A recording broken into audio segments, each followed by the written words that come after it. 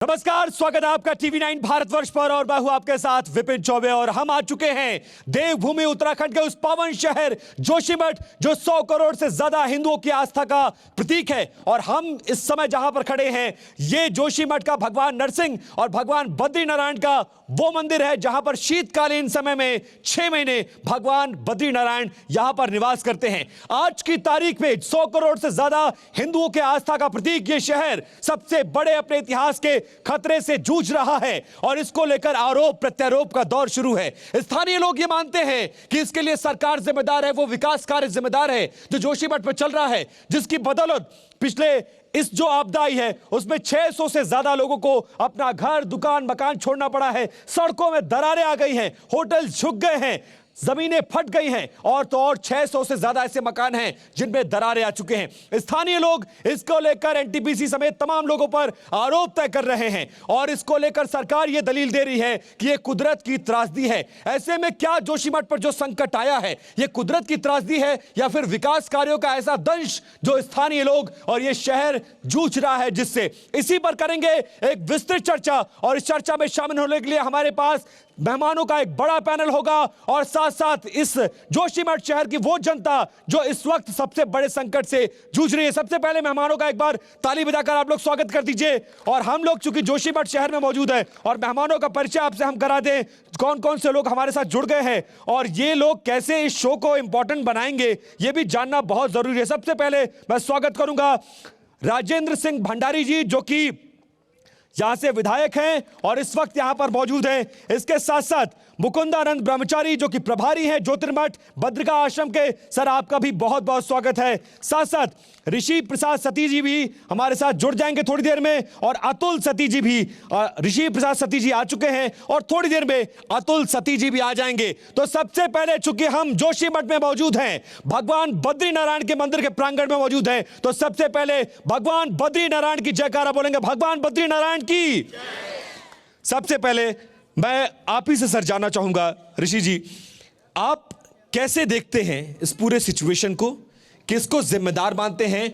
जोशीमठ की जो स्थिति है वो कैसे और क्यों हुई है?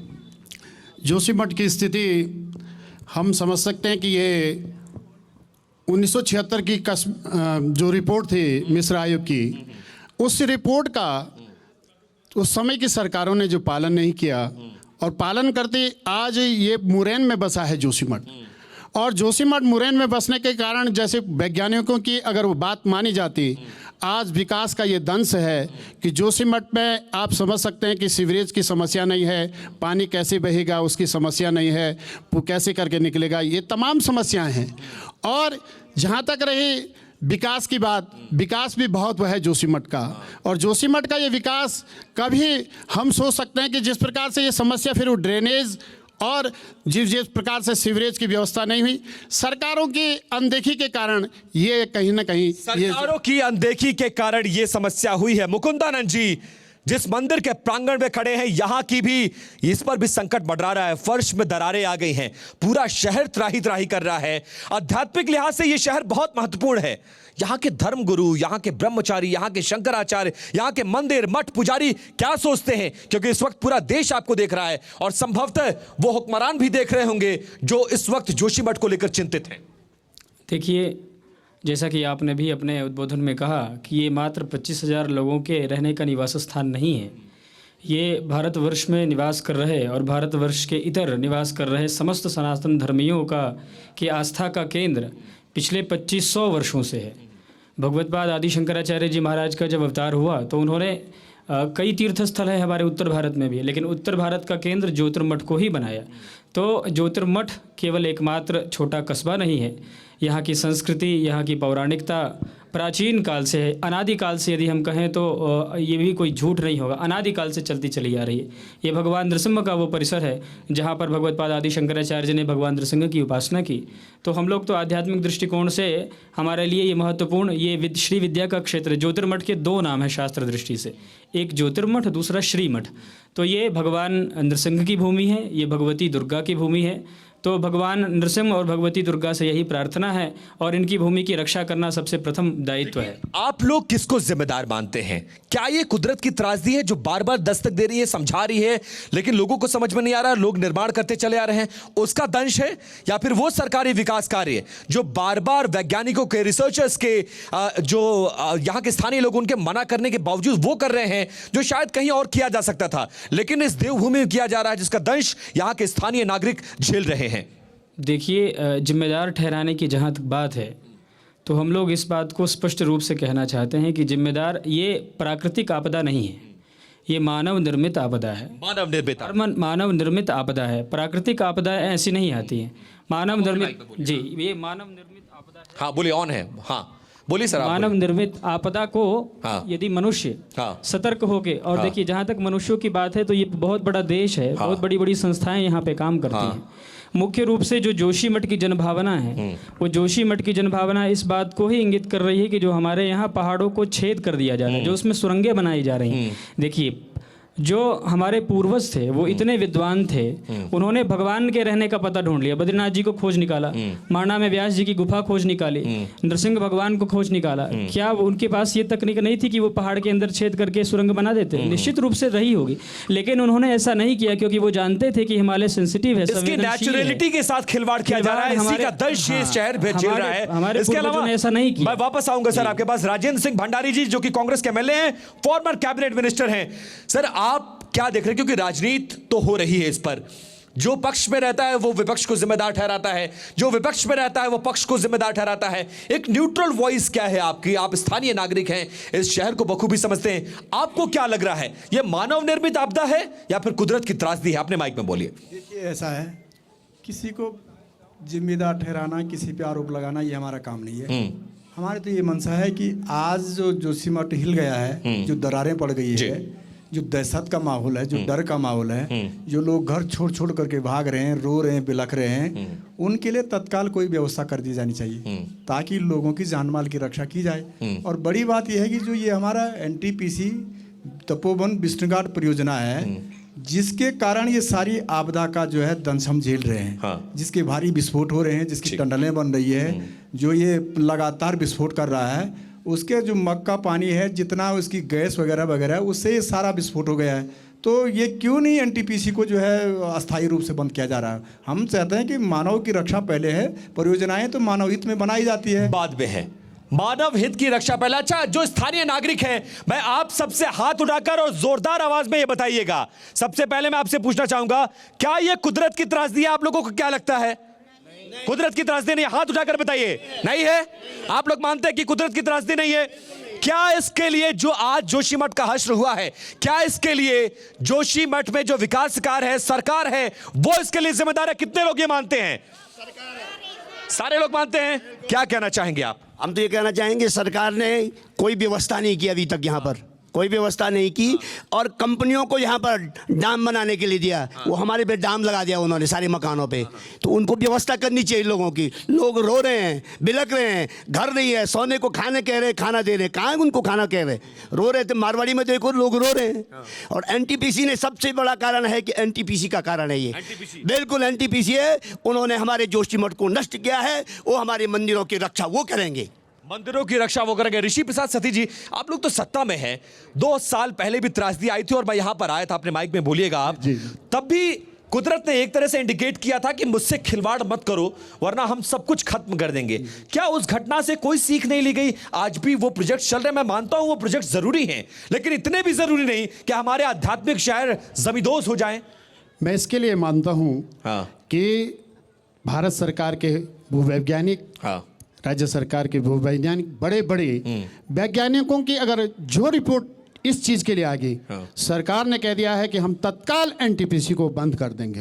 ये घोषणा कर चुके हैं। 1976 की आपको मिश्रा कमेटी की रिपोर्ट याद है? देखिए, मैंने जो रिकमेंडेशन की वो याद है? मैंने यही कहा गया था ये दलदली भूमि है, ये याद है? मैंने यही कहा कि सरकारों की सरकार की कमी के कारण किसने इसका शिलान्यास किया, किसने इसको बनाने के 6 साल से आप हैं सरकार में, सरकार में हम हैं, शिलान्यास किसने किया, किसने इसकी घोषणा की? आपने रोकने की जिम्मेदारी क्यों नहीं उठाई? 8 साल से आप केंद्र में हैं, 6 साल से आप राज्य में हैं, आपकी जिम्मेदारी क्या है? जिम्मेदारी देखो, आपदा पहले आई, जो ऋणी आपदा पहले हुई, ऋणी आपदा से हाँ। लोगों को पता था, हाँ। और पता होने के बाद हाँ। ये कह सकते हैं कि ये जो भी रिपोर्ट आएगी, हाँ। इसलिए सरकार तत्काल इस एनटीपीसी की परियोजना को बंद कर देगी।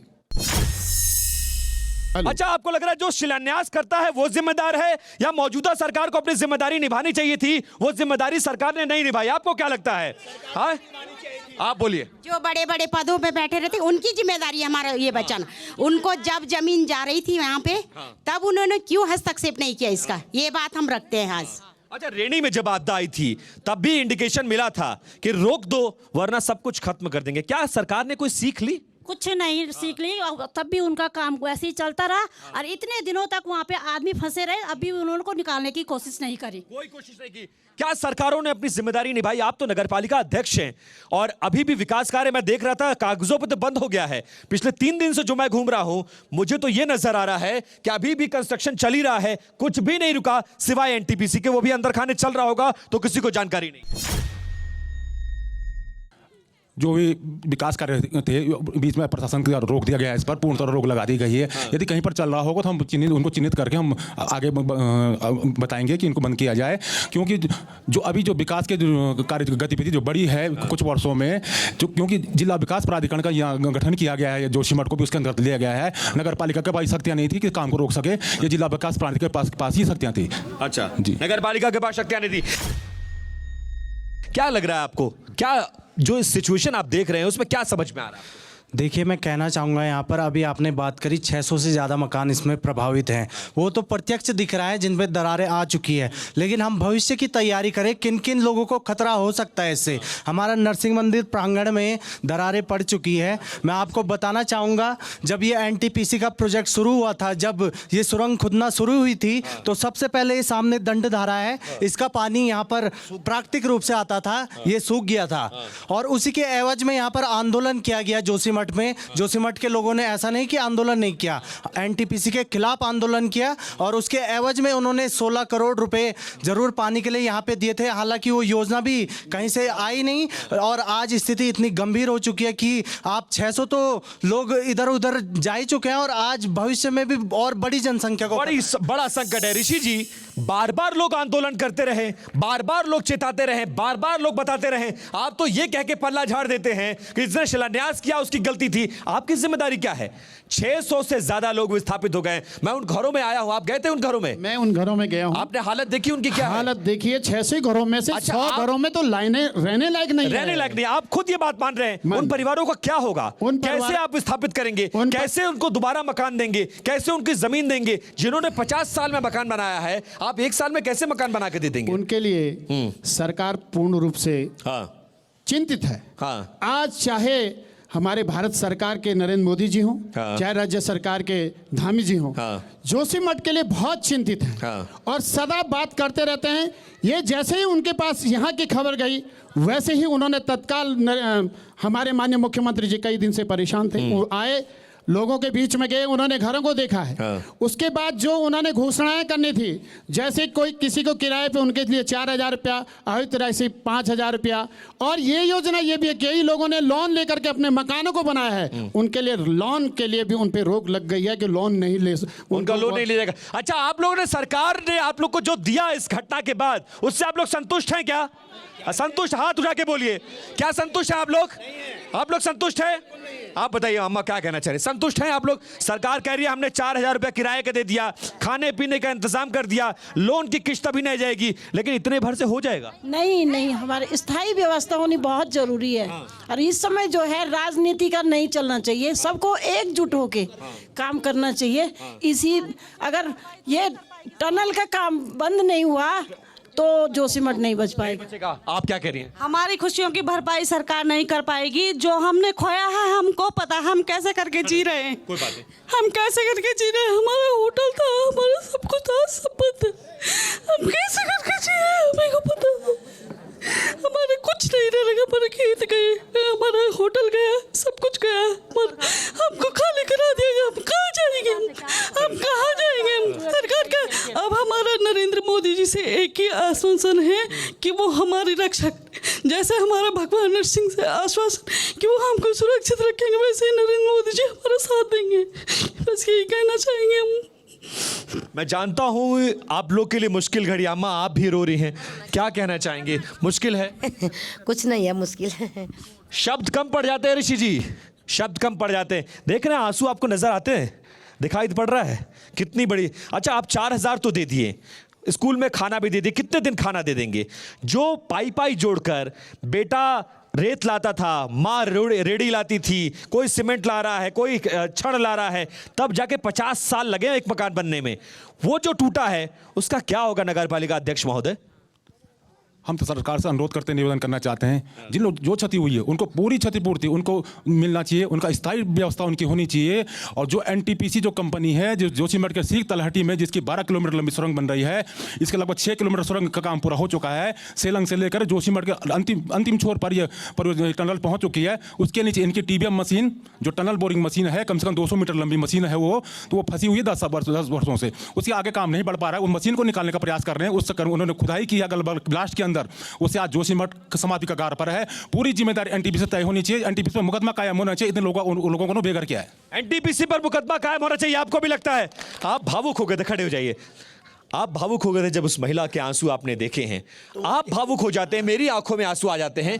उन सरकारों को क्यों नहीं दिखता जब रैनी में आपदा आई थी 1976 कमेटी, मिश्रा कमेटी की रिपोर्ट है कि ये दलदली जमीन पर है, जहां से ग्लेशियर खिसक गया है, यहां निर्माण बंद कराओ, सरकारी ऐसे काम बंद कराओ। सरकार क्यों नहीं समझती? आप लोग को क्या लगता है? आप लोग तो हर साल वोट करते हैं, तो वोट करते वक्त सरकार से सवाल नहीं करते आप लोग? क्यों नहीं करते? केवल वोट मांगने आते हैं, केवल और कुछ काम नहीं करते हैं।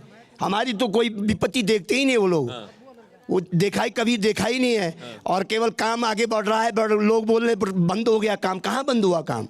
अब वो रो रहे तो हमारे बगल वाला जा रहा तो उनके हम रोएंगे नहीं क्या? उनका दुख हमारा दुख नहीं है क्या? तो सरकार को व्यवस्था बनानी चाहिए, हमारी कुछ ना कुछ व्यवस्था बनानी चाहिए, व्यवस्था बनानी चाहिए। महाराज जी, ये सिर्फ एक शहर नहीं है, एक आध्यात्मिक स्थल नहीं है, ये एक ऐसा शहर है जो 100 करोड़ से ज्यादा हिंदुओं की आस्था का प्रतीक है। और जिस तरह से जोशीमठ का दोहन हो रहा है, आपको नहीं लगता कि अगर जोशीमठ खत्म हो जाएगा तो हमारा वजूद, हमारा अस्तित्व खतरे में पड़ जाएगा? और फिर हम करेंगे क्या? हम दुनिया को बताएंगे क्या? हम दुनिया को दिखाएंगे क्या? अगर जोशीमठ नहीं रहा तो हम रह के क्या करेंगे? देखिए, एक कहानी सुनाएं आपको, बहुत छोटी है, संक्षेप में। संक्षेप में कहानी ये है कि एक बार हुआ, मन के शरीर के अंदर मन और आँख, बाकी बहुत सारी इंद्रियां हैं और आत्मा है। तो सभी इंद्रियां निकलने लग गई, फिर भी शरीर का अस्तित्व रहा। आत्मा ने कहा कि हम निकल जाते हैं, तो अस्तित्व ही समाप्त होने की नौबत आ गई। तो हम इसको बता के केवल ये कहना चाहते हैं कि ये जो सनातन धर्मी हैं 80 करोड़ या जितने भी इनकी संख्या है, ये शरीर है, उसकी आत्मा यदि कहीं बसती है तो ऐसे आध्यात्मिक क्षेत्रों में बसती है।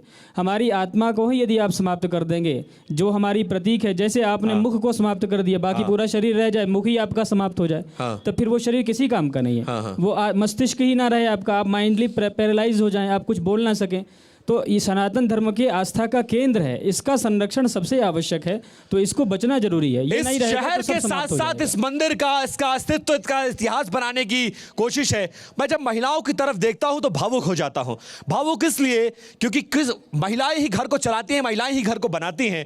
और मैं आपकी तरफ देख रहा हूं, आपकी आंखें नम हैं, आपकी आंखों से आंसू निकल रहे हैं। कुछ बोलने की स्थिति में शायद आप ना हो, लेकिन मैं चाहूंगा कि कुछ जरूर बोलिए, क्योंकि ये सिर्फ जोशीमठ नहीं देख रहा है, ये वो तमाम हुक्मरान देख रहे हैं, केंद्र सरकार से लेकर राज्य सरकार तक, जिसकी जिम्मेदारी है शहर को बचाना। शायद आपके आंसुओं की कीमत वो समझ पाएं, शायद आप कुछ कहें तो वो समझ पाएं।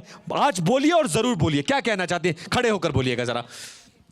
मैं कहना चाहती हूँ सरकार से जोशीमठ को बचाओ और एनटीपीसी का काम बंद करो। पूरी जोशीमठ संकट में है आज, पूरा जोशीमठ संकट। आप लोग को भी लगता है? मैं ये कहना चाहती हूँ कि हमारे गांव के कई लोग अभी ऐसे हैं जो कि अपनी दिनचर्या जंगल घास लेने गए हैं, जो गाय के लिए घास लेके आएंगे, फिर शाम को गाय को घास देंगे, दूध निकालेंगे, दूध का व्यापार करेंगे, वो लोग अपना गुजारा कर रहे हैं। तो सरकार से ये कहना चाहेंगे कि वो लोग क्या करेंगे, क्या खाएंगे?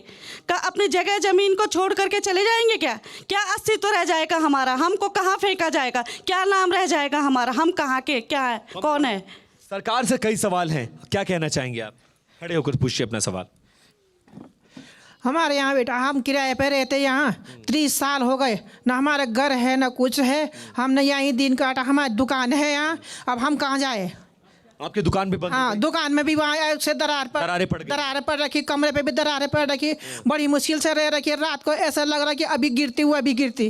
रात में सोने में डर लगता है? सोने में डर लग रहा है। सुबह ऐसा लगता है कि दिन में तो हमने दिन काट दिया, पर रात को क्या होगा। रात को परेशानी कितनी हो रही है हमको। पूरा पूरे मकान पे दरार चली गई। पूरे मकान में विधायक जी, मैं ये समझना चाहूंगा, ये तो 6 साल से माना आपकी सरकार नहीं है, फिर भी जनता ने आपको मौका दिया। आपने इन 6 सालों में क्या, या इसी साल आप 2022 में चुनकर आए हैं दोबारा से, तो आपने क्या व्यवस्था की? क्या सरकार से कोई मांग की, कोई आंदोलन किया, एनटीपीसी के अधिकारियों से बातचीत की, इनकी आवाज उन तक पहुंचाने की कोशिश की? जी, हमारी तो माननीय मुख्यमंत्री जी से 2 दौर की बातचीत भी हो चुकी है। मैं देहरादून में भी मिला, यहाँ भी हमारी मीटिंग हुई है। हमारा ये था कि मुख्यमंत्री जी जिस दिन आएंगे उस दिन कोई बड़ा अनाउंसमेंट होगा, यहाँ के लोगों के लिए कोई अनाउंसमेंट चलेगा, परंतु मायूसी हाथ लगी, कोई अनाउंसमेंट नहीं हो पाया। और लोगों की अभी भी आशा है कि लोगों का वन टाइम सेटलमेंट हो, लोगों की मकानों का मुआवजा पूरा लोगों को मिले, जमीन उनको दी जाए, ताकि लोग अपना आशियाना ढूंढे, अपना आशियाना बनाए। ये किराए के मकानों में, ये जगह जगह कैंपों में कब तक, कितने दिन लोग रह पाएंगे? मवेशी कहाँ ले जाएंगे, बच्चे कहाँ ले जाएंगे, पढ़ाएंगे लिखाएंगे कहाँ? तो ये बड़ी दिक्कत की बात है। और खाली 4,000 रुपये किराए देने से हमारा जीवन यापन नहीं हो सकता। 4,000 रुपए देने से क्या जिम्मेदारी पूरी हो जाएगी? ये सबसे बड़ा सवाल है। और सवाल यह भी है कि सिर्फ वैकल्पिक व्यवस्था आप कर रहे हैं, परमानेंट व्यवस्था क्या होगी? ऋषि जी, आप जरा बताइए, माइक में बोलिएगा। हाँ, आवाज आ रही है आपकी, बोलिए। अभी तक तो जो आपदा आई, ये आपदा भूस्खलन के हिसाब से आई। हाँ। और जब से ये मैं समझता हूँ किसी को ऐसा एहसास नहीं था, लेकिन जब ये मारवाड़ी में फूटा उसके बाद लगातार 3 दिन के बाद जो दरारें बढ़ी, और दरारन के बाद तत्काल चाहे प्रशासन हो शासन हो इतनी हरकत में आया।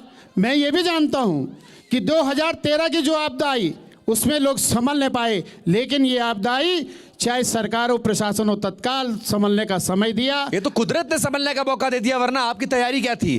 देखो ये बताइए, कुदरत ने आपको संभलने का मौका दिया साहब, आपकी तैयारी कुछ नहीं थी। ये ना कहिए, आप गलत बात कर रहे हैं। आप केदारनाथ की त्रासदी की अगर आप बात कर रहे हैं तो इतनी बड़ी त्रासदी थी, संभलने का मौका नहीं मिला। इस बार तो जमीनें फट रही हैं, दरारें पड़ के मौका दिया जा रहा है। कुदरत मौका दे रही है कि संभल जाइए, अपने घरों को छोड़कर चले जाइए, वरना सब कुछ खत्म हो जाएगा। और आप कह रहे हैं सरकारों ने सब कुछ कर दिया। बताइए, बोलिए। नहीं, हाँ। जब से हुआ है तब से लगातार सरकार लगी पड़ी है, शासन प्रशासन लगा पड़ा है। मैं तो सभी से कहता हूँ इस समय ये किसी प्रकार से कंधा से कंधे मिला करके उन आपदा में जो फंसे लोग हैं उनको घरों से उनको जैसे निकाल करके उनका पुनर्वास। और ये निश्चित है कि जोशीमठ के जो लोग इस प्रकार की त्रासदी से जाएंगे या उनका घर बार छूटेगा, सरकार उनका पुनर्वास अवश्य करेगी। और सरकार ने 2 जगह भूमि भी देख ली है, पीपल कोटी और गौचर के पास। और आज जैसे नगर पालिका अध्यक्ष जी ने माननीय मंत्री जी को एक सुझाव दिया है कि एनटीपीसी की 300 नाली जमीन ढाक के पास है, वहां पर पुनर्वास की व्यवस्था की जाए। इस प्रकार की व्यवस्था करने जा रहे हैं। सरकार की व्यवस्था से क्या संतुष्ट हैं क्या? आप लोग हाथ उठाकर बोलिए, क्योंकि कैमरा, आप लोग संतुष्ट हैं क्या? आप बताइए। मेरा कहना ये है कि ये ऐतिहासिक नगरी है और ये डूबने के कगार पर है। उसके बाद भी सरकार चेत नहीं रही है। यहाँ पर एक तो ये एनटीपीसी का काम जो चल रहा है और ग्रामीण एरिया में टीएचडीसी का काम भी चल रहा है। जब यहाँ ये स्थिति है तो आने वाले समय में ग्रामीण एरिया नहीं डूबेगा। ग्रामीण एरिया नहीं डूबेगा, इसकी गारंटी कौन लेगा? एक तो ये। दूसरा, मैं एक मेन पॉइंट ये कहना चाह रहा हूँ कि सरकार या जो स्थानीय प्रशासन है एक माहौल, दहशत का माहौल बना रही है। अभी मैं एक मैसेज देख रहा था बैंक ऑफ बड़ौदा, ये पंजाब नेशनल बैंक का, कि पंजाब नेशनल बैंक का एक मैसेज देख रहा था कि वो कह रहे हैं उनके लॉकरों में जो सामान है उसके इंश्योरेंस कर रहे हैं। इन्होंने क्या हमारे लोगों के भवनों का इंश्योरेंस किया है क्या? ये लोग कैसे सुरक्षित रहेंगे, ये बात है। भवनों का इंश्योरेंस, महाराज जी, आपको लगता है एक महत्वपूर्ण पहलू है ये? क्योंकि अगर इंश्योरेंस होता तो शायद सरकार पर भी बोझ नहीं आता। आप बाइक एक खरीदते हो, उसका इंश्योरेंस सरकार करवा देती है, या खुद जो लोग करते हैं वो करवाते हैं। बैंकों में रखा, लॉकर्स में रखा गहनों का इंश्योरेंस हो रहा है। इंसानी जिंदगियों का क्या कोई इंश्योरेंस है क्या? और खासकर 2013 की आपदा के बाद क्या सरकार ने कोई इनिशिएटिव इस पर लिया? हम तो बस एक चीज़ ये पूछना चाहते हैं कि तो इधर उधर की ना बात कर, ये बता कि काफिला क्यों रुका? मतलब आप ये बताइए महत्वपूर्ण रूप से कि गलती किसकी है। यदि एनटीपीसी की गलती है तो इसको स्वीकारने में क्या दिक्कत है। सरकारों को इसको स्वीकार करना चाहिए और एनटीपीसी को रोक लगाना चाहिए। ये भी बताया जा रहा है कि यहाँ से प्रशासन ने जब रोका फिर भी लगातार काम चल रहा है। तो ये सब ध्यान देने की जरूरत है। आप लोग कब मानेंगे कि इसमें जो स्थानीय लोग हैं वो भी यही कह रहे हैं और धर्माचार्य भी यही कह रहे हैं, लोकल स्तर के नागरिक भी यही कह रहे हैं, वैज्ञानिकों की पुरानी रिपोर्ट भी ये कहती है कि यहां पर डेवलपमेंट मत करो, लेकिन आप लोग एनटीपीसी की गलती कब मानेंगे, ये सबसे बड़ा सवाल है। देखिए, अभी सेक्रेटरी साहब ने, मीनाक्षी सुंदरम साहब ने ये कहा, भारत सरकार की टीम, तमाम जो वैज्ञानिकों की टीम लगी है और ये जोशीमठ का इस प्रकार के उपकरण लगने जा रहे हैं, जिस प्रकार से एक्सरे लिए जाते उस प्रकार के, अगर जोशीमठ की इस प्रकार से, और उन्होंने कह दिया कि अगर इस प्रकार से ये त्रासदी हुई है तो हम एनटीपीसी को तत्काल वो वैज्ञानिकों की रिपोर्ट केवल देखना चाह रहे हैं, जितना भी समय लगेगा, और वे तत्काल इसको बंद कर देंगे। इससे पहले जो वैज्ञानिकों की रिपोर्ट थी, मुझे मिश्रा कमेटी की रिपोर्ट याद आ रही है, उसकी रिकमेंडेशन कितनी मानी गई?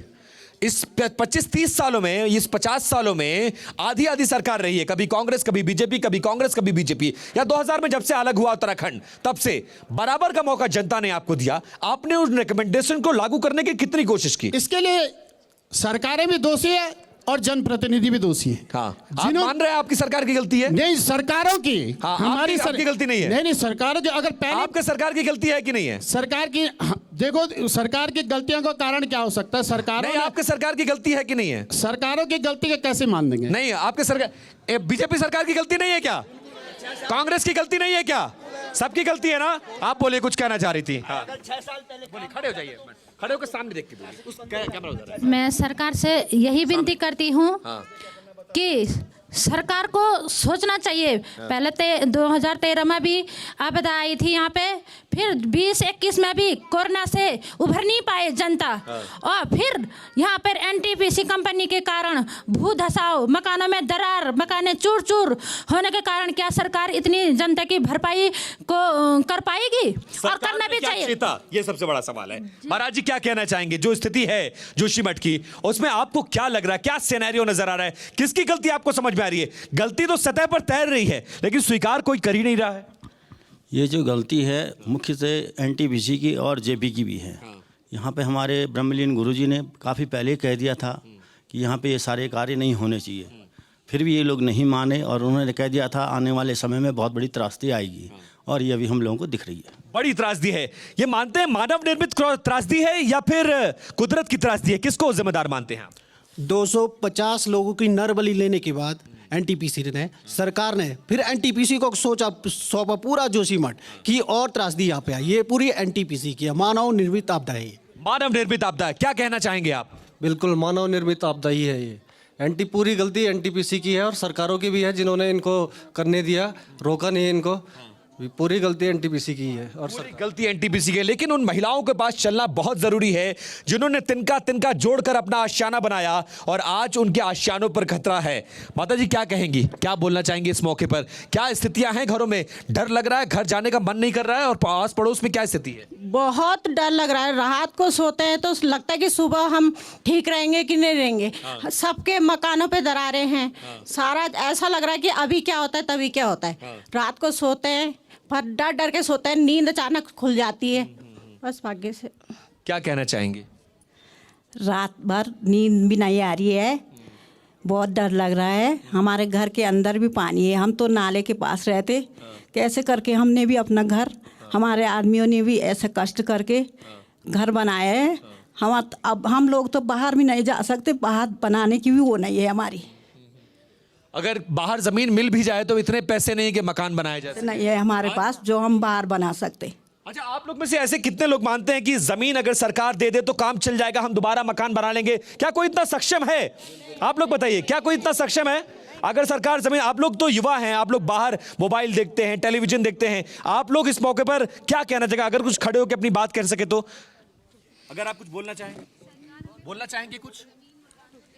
हाँ, क्या कहना चाह रहा है? आ गया, यहाँ आ जाइए, मेरे पास आ जाइए, मैं आपके पास आता हूँ, रुकिए। हाँ, सरकार हमें ज़मीन दे देगी, मकान बनाने के पैसे भी दे देगी, लेकिन हमें रोज़गार कौन देगा?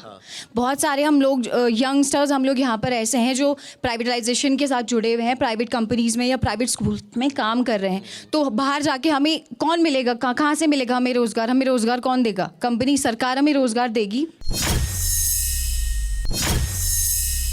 देर से आप सुन रही हो, मैं जान रहा था, हाथ भी आपने उठाया। यही कहना चाहना है, ये एनटीपीसी वाला पानी बंद हो और ये नीचे वाला काम बंद हो। उससे जोशीमठ आपका बच जाएगा, आपको भरोसा है? जोशीमठ बच जाएगा, ये नरसिंह भगवान बच जाएगा। इससे आपको दुख है कि मंदिर में भी दरारें पड़ जा रही हैं, इंसानों के घर भी टूट रहे हैं, लेकिन सरकार का हम यहीं पर रहेंगे, हम कहीं नहीं जाएंगे अपने मकान घर छोड़ के। लेकिन सरकार तो कह रही है हम आपको दूसरी जगह जब पीपल कोठी में दे देंगे। नहीं जाएंगे, बिल्कुल नहीं जाएंगे, चाहे मोदी आओ मोदी के दादा आओ, नहीं जाएंगे। अम्मा जाओगी मकान छोड़ के, अगर मकान में दरार पड़ गई है तो? अब हमारा तो कुछ समय यही नहीं कि जो हम कहीं जा करके खड़े भी हो पाएंगे। जिंदगी तो हमने यहाँ बचपन यहाँ से काटा, अब कहाँ जाए? हमारा बस का ना देश में रहना का है, ना पीपल कोठी, ना श्रीनगर, ना कहीं। हमको भगवान यहीं पर रख दे। आप यहीं रहना चाहती हैं? आप लोगों को कहना यह है कि जोशीमठ को बचा दो, हमको हमारा घर मत वापस लो, यही चाहते हैं आप लोग? यही कहना चाहते हैं? यही कहना, आप कुछ कहना चाह रहे हैं, बताइए। हाँ जी, यहीं रहना चाहते हैं हम।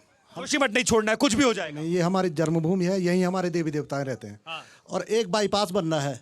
आप बोल रहे हैं विकास विकास, एक तो टनल बन रही है, दूसरा नीचे से बाईपास बन रहा है जो वो हमारे जोशीमठ को काट रहा है नीचे से। अब चौड़ी चौड़ी सड़कें नीचे कट जाएगा तो पूरा क्षेत्र लैंडस्लाइडिंग नहीं होगा, उसको भी बंद होना चाहिए यार, टनल बंद होना चाहिए, उसको भी बंद होना चाहिए। मैं एक महत्वपूर्ण बात बोलना चाहूँगा यहाँ पर आपके चैनल के माध्यम से। राज्य सरकार, केंद्र सरकार दोनों से निवेदन मेरा है, जैसे मोदी जी ने बद्रीनाथ में मास्टर प्लान लगाया, केदारनाथ में उन्होंने शंकराचार्य की मूर्ति और मास्टर प्लान लगाया, आज ये जोशीमठ रो रहा है, ये करा रहा है। एक मास्टर प्लान मांग रहा है जोशीमठ, मतलब केदारनाथ की तरह, बद्रीनाथ की तरह जोशीमठ को एक मास्टर प्लान की जरूरत है, तभी जोशीमठ बच पाएगा और प्रधानमंत्री ही बचा सकते हैं जोशीमठ को। आपको ऐसा लगता है? आप लोगों को ऐसा लग रहा है? जी, हम प्रधानमंत्री जी, माननीय प्रधानमंत्री जी करबद्ध निवेदन करते हैं कि अभी भी समय है, हमारे जोशीमठ को बचा दीजिए प्लीज। हम यहाँ जोशीमठ छोड़ के नहीं जाना चाहते हैं। जोशीमठ को छोड़कर नहीं जाना चाहते? मेरे पास समय बहुत कम है, जल्दी जल्दी बताइए। जोशीमठ छोड़ के नहीं जाना चाहते हैं, हमारे छोटे छोटे बच्चे हैं, गाय बछेड़ी है, देवी देवताओं की पूजा करती हूँ मैं, फिर हम छोड़ के नहीं जाना चाहती हूँ। यहाँ नहीं छोड़ कर जाएंगे। हाँ, बस हमको यही है कि हमको यहीं पर रखा जाए, बस हम यहाँ से नहीं जाना चाहते, पर हमारी सुरक्षा की जाए यहाँ पे। बस हम अपनी देवभूमि छोड़ के कहीं, हमारे भगवान कहाँ जाएंगे यहाँ से? बस हमारा यही निवेदन है कि हमको जोशीमठ से नहीं हटाया जाए। मेरी माँ है जो चल नहीं पाती कई सालों से, मैं उन्हें लेके कहाँ पे जाऊँ? बस यही है हमारी निवेदन कि हमको जोशीमठ सुरक्षा कर दिया जाए, बस यही चाहते हैं। जोशीमठ को बचाया जाए और इनके घरों को बचाया जाए। कुछ कहना चाहती हैं आप? जोशीमठ छोड़ना अगर कहे सरकार कि हम वहां जगह जमीन दे रहे हैं, तो फिर जाओगे आप लोग? जाना चाहते हैं भैया, हम जोशीमठ छोड़ के कहीं नहीं जाने चाहते, हम यहीं रहना चाहते, बस कहीं नहीं जाने चाहते, क्योंकि हमारे रोजगार है, बच्चे सारे हम यहीं हैं, भगवान यहीं है, सब चीज़ें, हम यहाँ से कहीं नहीं जाने चाहते। बस हम यही निवेदन करते सरकार से कि हमारी मस्त यहीं वो कर दो, बिल्कुल हम यहाँ से नहीं जाने चाहते। आपका घर बचा ले, आपकी जमीन बचा ले, आपके भविष्य बचा ले, आपके शहर को बचा ले, यही मांग है आप लोग? बिल्कुल हमारी यही मांग है, लेकिन हम ये नहीं कह रहे कि हम लोग यहाँ से जाएंगे कहीं नहीं। हम पहले हमारी सुरक्षा हमारी प्राथमिकता है, हमारी सरकार की प्राथमिकता भी है। और अभी वैसे बहुत सारी चीज़ें सरकार कर सकती है जोशीमठ को बचाने के लिए, तो वो हम लोग चाहते हैं कि सरकार वो सारे काम करे जो ज़रूरी है इस वक्त पे। और कोई बात करना चाहेगा, अपनी बात रखना चाहेगा? नहीं, एक मिनट, हाँ जल्दी बोलिए। आज और कल बारिश आने वाली है, जो हमारे माता बहने बच्चे जो परेशान हैं, नगर पालिका इनको एनटीपीसी में आधी रात शिफ्ट करवाया जाए सरकार से, ये मांग करते हैं, ये भी एक मांग करते हैं। हम जोशीमठ के अस्तित्व को बचाना चाहते हैं। हम एनटीपीसी भगाओ, जोशीमठ बचाओ। आज तक एनटीपीसी ने बीजेपी सरकार को सबको तो आपस में लड़ा दिया, साथ में जनता के कार्यकर्ताओं को भी लड़ा दिया। हम अब महिलाएं वहाँ पर हम काम होने ही नहीं देंगे, इकट्ठा होकर हम उस काम को अब होने ही नहीं देंगे। हम सरकार क्या आप लोग विरोध अभी भी जारी रहेगा कि उसको रुकवाया जाए, या फिर सरकार की रिपोर्ट का इंतजार करेंगे आप लोग? विरोध हमारा जारी रहेगा। हाँ जी, जारी रहेगा विरोध, बिल्कुल विरोध जारी रहेगा। हमने बंद करनी, बस एनटीपीसी बंद होने चाहिए। हाँ बिल्कुल एनटीपीसी बंद होनी है। एनटीपीसी के 1 महीना तक हम पहले जब शुरू क्या हुआ या 1 महीना तक रोज उसमें गए, अब फिर यहाँ गड़बड़ हो गए। अब चाहते हैं कि बंद हो जाए। तो देखिए अपनी तरफ से समय इतना ही था, समय यहीं तक इजाजत दे रहा था। जोशीमठ जो कि देवभूमि कही जाती है और भगवान नरसिंह के मंदिर के प्रांगण से मेरी कोशिश यही थी कि जनता की राय निकाली जाए, बताया जाए कि जोशीमठ में क्या चल रहा था। जनता की आम राय यही है कि जोशीमठ पर संकट बड़ा है, इस संकट को टालना होगा। सरकारें अपनी तरफ से कोशिश कर रही हैं, लेकिन यह कोशिश तब पता चलेगा जब जनता संतुष्ट होगी। फिलहाल जनता की राय यही है कि वो जोशीमठ नहीं छोड़ना चाहते। अपना घर, अपने मवेशी, अपनी जमीन, अपनी देवभूमि, अपने जो गुरु है, जो शंकराचार्य, उनको छोड़कर नहीं जाना चाहते। उनका यही कुछ इंतजाम हो और सरकार व्यवस्था करे और कुछ ऐसी व्यवस्था करे कि जोशीमठ पर आया ये बड़ा संकट टल सके। मेरे साथ फिलहाल इस कार्यक्रम में इतना ही। बहुत बहुत शुक्रिया, धन्यवाद।